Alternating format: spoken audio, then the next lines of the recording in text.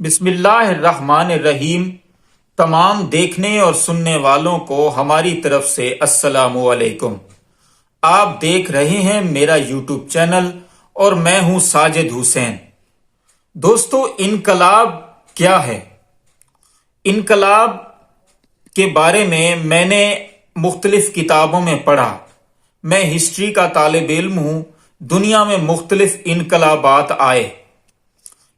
انقلاب کے بارے میں ہم اگر دو لفظوں میں ڈیفائن کریں تو وہ یہ ہے کہ کمزور آدمی، کمزور معاشرہ کسی طاقتور کے خلاف کھڑا ہو جائے جو ان پر ظلم اور زیادتی کرتا ہو تو یہ انقلاب ہے۔ فرینچ انقلاب آیا۔ وارسائی پیلس کا ذکر میں نے پہلے بھی آپ سے ایک ویلاگ میں کیا۔ وارسائی پیلس میں جب بادشاہ کو پتا چلا کہ احتجاج اور ایک بہت بڑا ہجوم آپ کے محل کے اندر آ چکا تو اس نے پوچھا کہ یہ کون لوگ ہیں؟ اس کو بتایا گیا کہ یہ لوگ بھوکے ہیں، ننگے ہیں، ان کی پریشانی ہے، غربت اور افلاس کے مارے ہوئے لوگ ہیں، یہ آپ کے اگینسٹ آئے ہیں۔ چنانچہ بادشاہ کو لے جایا گیا۔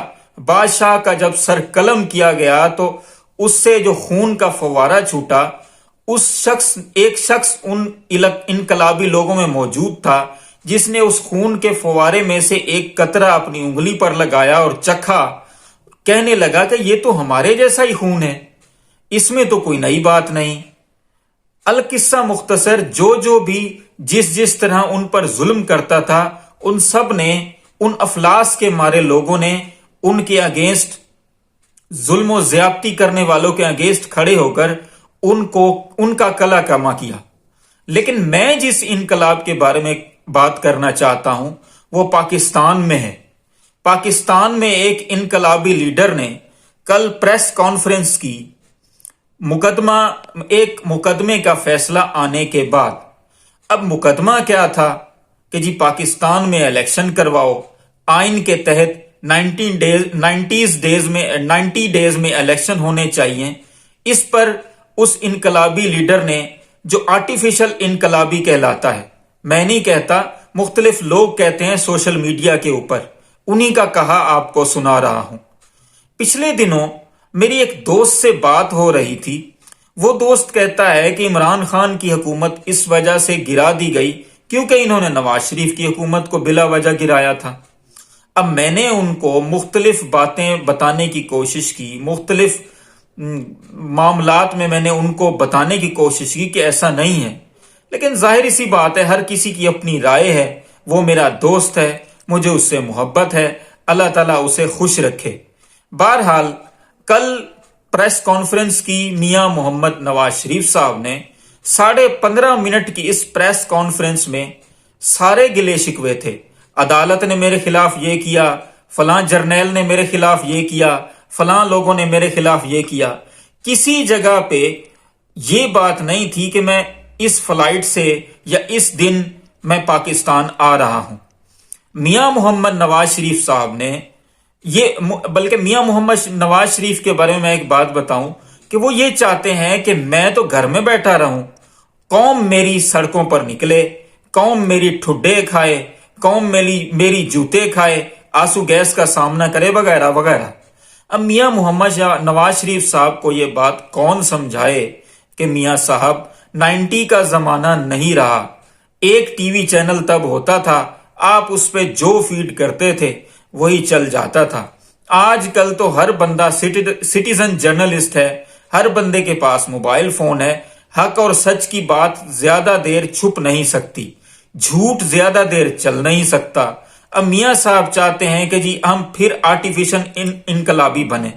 اب انقلابی کے بارے میں ایک بات اور کہہ دوں کہ میاں صاحب 2018 میں ایک مقدمے میں جن کو سزا ہوئی، دنیا کا کوئی قانون یہ نہیں کہتا کہ جی کسی قیدی کو سہولت نہ ملے، دوائی کی کوئی بھی سہولت ہو، لیکن اس کو جیل کے اندر یہ ساری سہولیات ملنی چاہیے۔ آپ مغربی قانون کو اٹھا کر دیکھیں یا مشرقی قانون کو، کوئی بھی قانون یہ نہیں کہتا۔